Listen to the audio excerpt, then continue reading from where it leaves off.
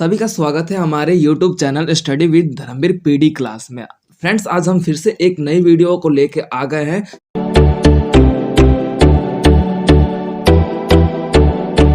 Friends, आज की class में हम बीपीएससी 134 जो कि आपका इग्नू का सेकेंड ईयर का बुक है, चैप्टर नंबर 2 और आपका पार्ट 2 है इस चैप्टर नंबर 2 का।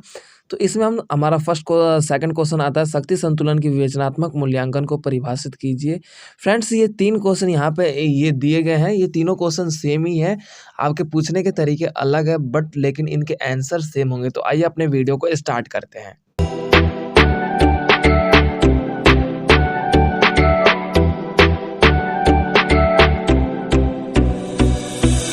फ्रेंड्स, परिभाषा की बात कर लेते तो शक्ति संतुलन की विवेचनात्मक मूल्यांकन से हमारा अभिप्राय ये है कि जब किसी देश की राष्ट्रीय शक्ति को संतुलित किया जाए तथा शक्ति को समझकर रोकने या सीमाबद्ध करने के लिए व्यवस्था अनुसार एक तरीके के अनुसार उनका समझकर जब हम उनका अध्ययन करते हैं या फिर परिभाषा देते हैं तो उस स्थिति में मूल्यांकन कहते हैं। इसके साथ साथ हम विवेचनात्मक शब्द का भी प्रयोग करते हैं। उस शब्द की विवेचना की गई उस शब्द की या फिर अलग अलग स्थितियों के बारे में अच्छाई या बुराई उस स्थिति का वर्णन करते हैं या पर हम जब विवेचनात्मक मूल्यांकन की स्थिति देखते हैं को मिलती है। यानी कि फ्रेंड्स, ये बताया जा रहा है कि जब हम किसी भी राष्ट्रीय व्यवस्था का जब हम परिभाषा देते हैं या फिर उसके अच्छाइयाँ या बुराइयों के बारे में चर्चा करते हैं कि उनमें कौन से गुण पाए जाते हैं, कौन से हानियाँ पाई जाती है, तो वो हमारा मूल्यांकन या फिर विवेचनात्मक शब्द कहलाता है। उदाहरण के रूप में फ्रेडरिक जेनिक द्वारा शक्ति संतुलन विवेचनात्मक मूल्यांकन, इन्होंने युद्ध की स्थिति को बताते हुए यह कहा है कि युद्ध की स्थिति तभी पैदा हो सकती है जब एक राष्ट्र अत्यधिक शक्तिशाली हो। यह फ्रेडरिक जेनिक द्वारा कहा गया था कि युद्ध की स्थिति तभी हो पाएगी जब एक राज्य या फिर एक राष्ट्र अत्यधिक अन्य राष्ट्र से शक्तिशाली हो, तो उस स्थिति में युद्ध की स्थिति बन सकती है।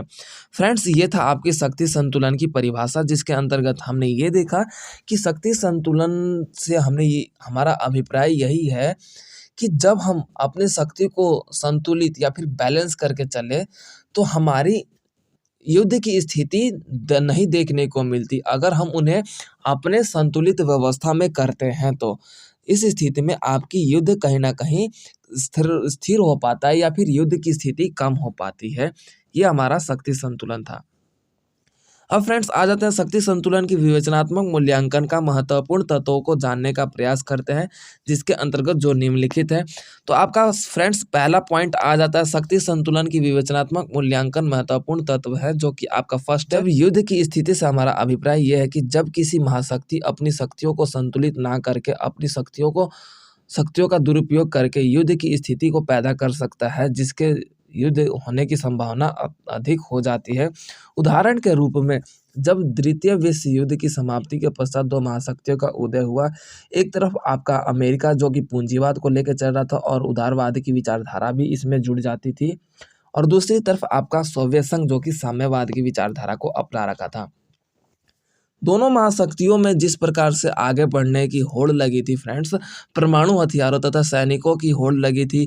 इस स्थिति में सोवियत संघ ने किस प्रकार क्यूबा पर हमला करके या फिर क्यूबा के जो क्षेत्र था उसे हथियार रखा था, और अमेरिका का जो सटा हुआ क्षेत्र था जो क्यूबा, उसके कारण अमेरिका ने उसके विवाद उठाया या विद्रोह किया। तो द्वितीय विश्व युद्ध की स्थिति की संभावना बन चुकी थी। इसीलिए शक्ति संतुलन की विवेचना करना अति आवश्यक है। फ्रेंड्स, अब आ जाता है हमारा सेकंड पॉइंट, समाधान।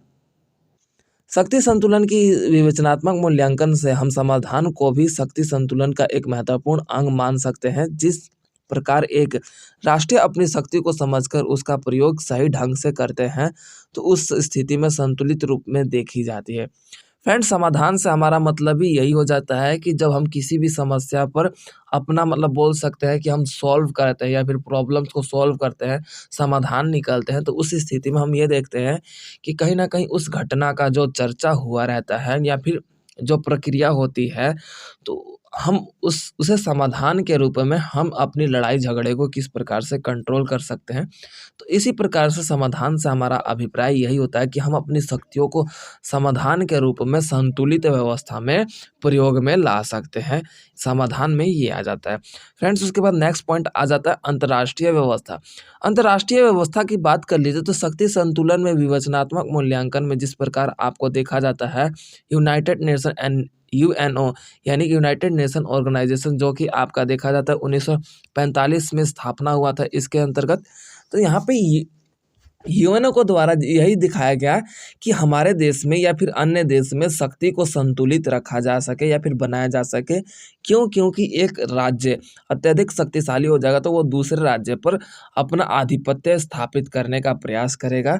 तो इसी स्थिति में यूएनओ के द्वारा, अंतर्राष्ट्रीय व्यवस्था के द्वारा शक्ति को संतुलित करना एक महत्वपूर्ण विचारधारा के रूप में हमारे सामने प्रकट हो पाया है, ताकि पूरे विश्व स्तर पर शांति स्थापित रह सके। तो इसी स्थिति में यूएनओ यही चाहता था कि अंतर्राष्ट्रीय व्यवस्था शक्ति को संतुलित या फिर बरकरार रख सके या फिर पावर ऑफ बैलेंस को बरकरार रख सके। उसके बाद गठबंधन की स्थिरता।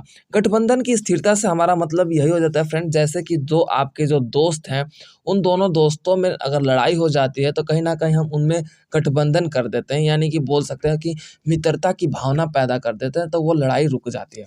तो उस स्थिति में हम देखते हैं कि शक्ति को संतुलित करने के लिए हम किसी भी देश के द्वारा जब उनकी विचारधारा को अपनाते हैं और एक मित्रता की भावना रखते हैं तो वो हमारा गठबंधन कहलाता है। फ्रेंड्स, आ जाते हैं अब इसकी परिभाषा पे। शक्ति संतुलन की विवेचनात्मक मूल्यांकन गठबंधन की स्थिति से हमारा अभिप्राय यह है कि जब एक राष्ट्र अन्य किसी राष्ट्र से आपस में गठबंधन अथवा समूह बनाए तो उस स्थिति में हम युद्ध की संभावना को ना बरकरार नहीं रख पाएंगे या फिर उसे रोक देंगे, तो हमारा शक्ति संतुलन देखने को मिलता है। यही हमारा गठबंधन कहलाता है।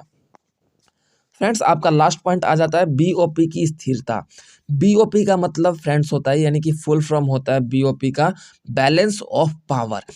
फ्रेंड्स, बैलेंस ऑफ पावर का मतलब ये है कि जब हम अपने पावर को बैलेंस के अनुसार करके उसे बढ़ाए भी ना अत्यधिक रूप में और घटाए भी ना। जैसे कि आपको देख लिया जाए, अमेरिका है, अमेरिका की जो शक्ति है कहीं ना कहीं अत्यधिक रूप में है। तो इस स्थिति में अमेरिका अपनी शक्तियों को बढ़ाने के रूप में ही आगे बढ़ता रहे तो बैलेंस ऑफ पावर डगमगा जाएगा। इस स्थिति में क्या कहा जाता है कि जब हम अपनी शक्तियों को बढ़ाएं लेकिन आवश्यकता अनुसार बढ़ाएं, एक लिमिटेशन लगाकर बढ़ाएं ताकि बैलेंस बना रहे। जैसे कि आप बोल सकते हो कि जैसे एक कार होता है, कारों के चारों पहिए होते हैं या फिर जो आपके व्हील्स होते हैं वो कहीं ना कहीं बैलेंस करके चलते हैं। तो उसी स्थिति के अकॉर्डिंग हम देख सकते हैं कि हम अपनी जो हमारे पावर होते हैं, जो हमारी शक्ति होती है, उनमें भी हम आवश्यकता अनुसार शक्तियों का प्रयोग करें या फिर बढ़ाएं तो वही हमारा बैलेंस ऑफ पावर कहलाता है। फ्रेंड्स, तो ये था आपका जो बीपीएससी 134 का आपका चैप्टर नंबर 2 का पार्ट 2 वीडियो। आई होप कि आप सभी को समझ में आ गया होगा। ओके फ्रेंड्स, मिलते हैं अपने नेक्स्ट वीडियो में। Thank you so much.